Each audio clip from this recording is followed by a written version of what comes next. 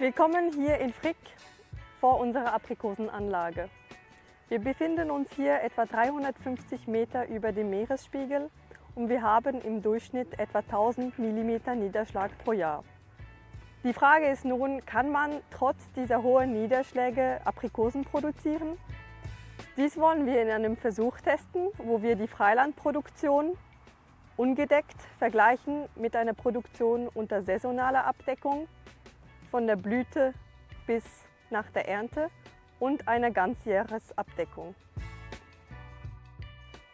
Die größten Herausforderungen im Aprikosenanbau bei solch hohen Niederschlägen sind die Pilzkrankheiten.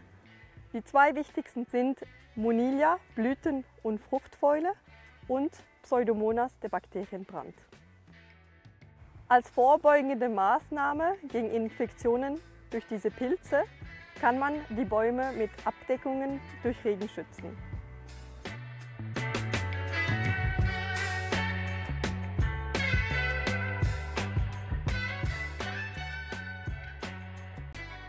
Die saisonale Abdeckung besteht aus einem Gerüst mit einer Folie, die man kurz vor der Blüte öffnet. Die saisonale Abdeckung schützt die Bäume vor allem gegen Blütenmonilia. Blütenmonilia-Infektionen passieren über die Blüte bei feuchtem Wetter. Die saisonale Abdeckung hilft vor allem bei Strahlungsfrost, indem die Erdwärme etwas zurückgehalten wird. Sie hilft aber nicht bei Advektionsfrost, wenn wir es also mit viel Wind zu tun haben. Ihr seht auch, dass wir bereits die Frostkerzen aufgestellt haben. Somit sind wir parat für ein eventuelles Spätfrostereignis.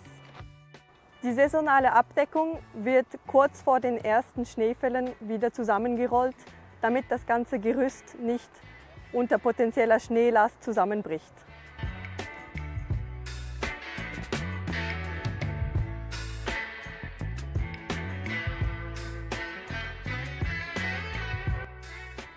Nun stehen wir hier im Tunnel der Ganzjahresabdeckung. Ein zusätzlicher Vorteil der Ganzjahresabdeckung ist, dass sie auch gegen Bakterienbrand schützt, weil sie natürlich den ganzen Winter auch noch abdeckt. Bakterienbrand infiziert den Baum über Wunden. Das können Schnittwunden sein, können aber auch Risse im Stamm sein.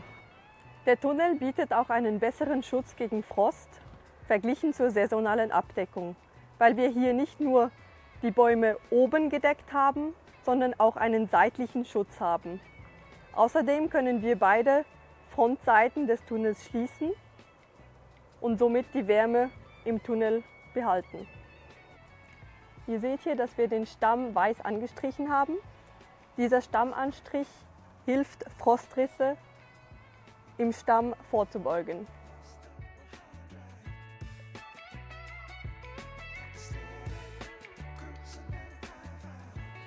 Mit zwei solcher Pelletöfen können wir diesen 100 Meter langen Tunnel während der ganzen Nacht 12 Stunden lang konstant und homogen beheizen.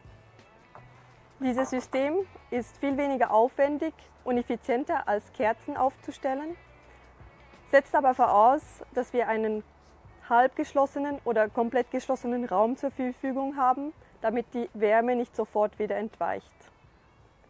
Den Pelletofen befüllen wir zu Beginn der Nacht mit diesen Pellets. Diese werden hier drinnen verbrannt. Beim Pelletofen ist zusätzlich ein Gebläse integriert, das die warme Luft in den Tunnel bläst und überall homogen verteilt. Ein Nachteil dieses Systems ist, dass man Stromanschluss braucht, damit das Gebläse funktioniert.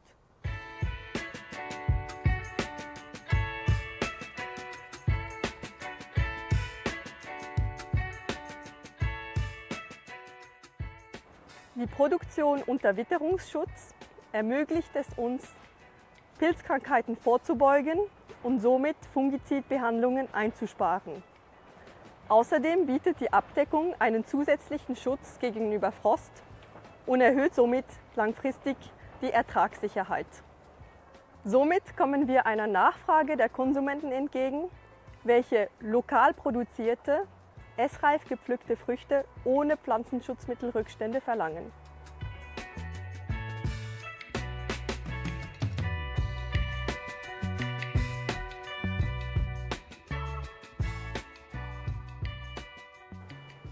Wir haben nun einige Vorteile dieses Tunnelsystems gehört. Es hat aber auch Nachteile. Der größte Nachteil ist, dass die Installation eines solchen Systems sehr kostspielig ist. Außerdem ist es eine permanente Infrastruktur und es kann Konflikte geben mit dem Landschaftsschutz. Drittens müssen die Bäume, obwohl es theoretisch genug Niederschlag hätte, zwingend bewässert werden. Nebst den Blattläusen können andere schädliche Insekten gefördert werden, wie zum Beispiel die Schildläuse. Wir sind nun im 5. Standjahr und wir haben dieses Jahr das erste Mal Schildläuse hier im Tunnel gefunden.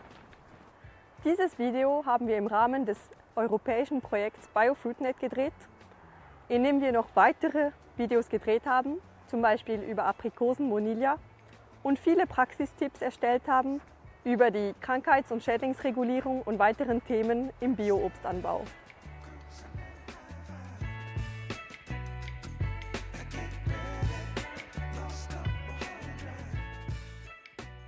Falls ihr euch gewundert habt, wieso nicht alle Bäume gleichzeitig blühen, dies ist, weil wir hier verschiedene Sorten zudem noch testen auf ihre Krankheitsanfälligkeit und diese verschiedene Blühzeitpunkte haben.